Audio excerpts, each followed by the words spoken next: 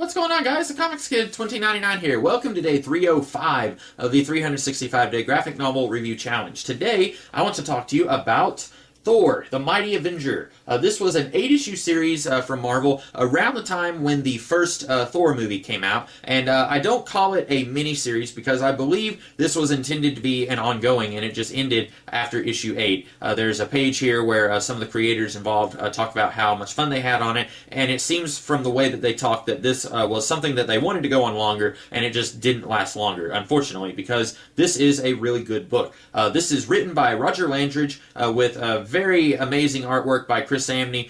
He always delivers, and coloring by Matt Wilson, who, if I'm not mistaken, he is the same guy who did the indie creator-owned graphic novel Copernicus Jones' Robot Detective, which I talked about earlier this year. And this is the story of Thor coming to Earth and meeting Jane Foster and their relationship and how it blossoms. And this is really good. I liked it quite a bit. Now, I will go ahead and say, if you are a stickler for continuity, if you look at a story and you say, hang on a second, this contradicts that one thing, or this character's wearing this costume and he shouldn't be wearing that costume. If that is you, you just need to understand this is an alternate reality story. This is not set in the main Marvel 616 universe. There are several things here that I noticed, and I was thinking, like, hang on a second, that doesn't quite fit. But I was able to put those things behind me and enjoy this for what it is, which is a continuity-free story about Thor falling in love with Jane Foster.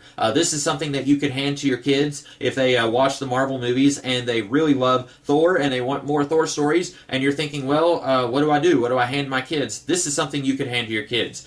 Very much free of all the tangle of this takes place in between Avengers issues 2 and 3 or something like that. And I like that about this. Sometimes I like getting lost in the continuity of a series, especially if it's set in a big, large universe where you can just absorb it all and then there's still more that you can absorb later on.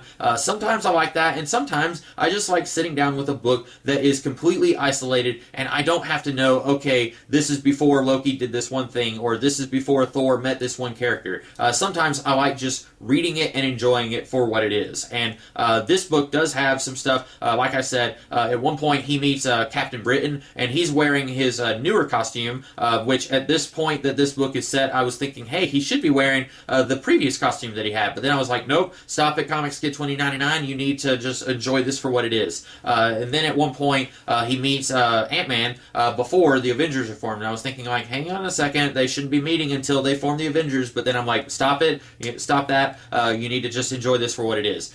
So if you are a stickler for continuity and you can't get beside the fact that this is basically an alternate universe version of how Thor fell in love with Jane Foster, then you might not want to read this. But I can't imagine that anyone would want to skip this book. It is absolutely gorgeous. The artwork here is really incredible. Like I said, I cannot say enough good things about Chris Samney's artwork. Also, the writing is really good. The artwork does sell a lot of the stuff here, since the main thrust of this is the relationship between Thor and Jane Foster. A lot of times that is sold through the artwork. There are times where if Chris Samney wasn't getting it perfect, where Thor is making this look of confusion or just pure giddiness, if he wasn't nailing that perfectly, then the scene wouldn't work. But the writing also elevates the artwork here. It's a very rare thing where both the writing and the art is very good, and together they make something even better. This is a really great book. I liked it quite a bit.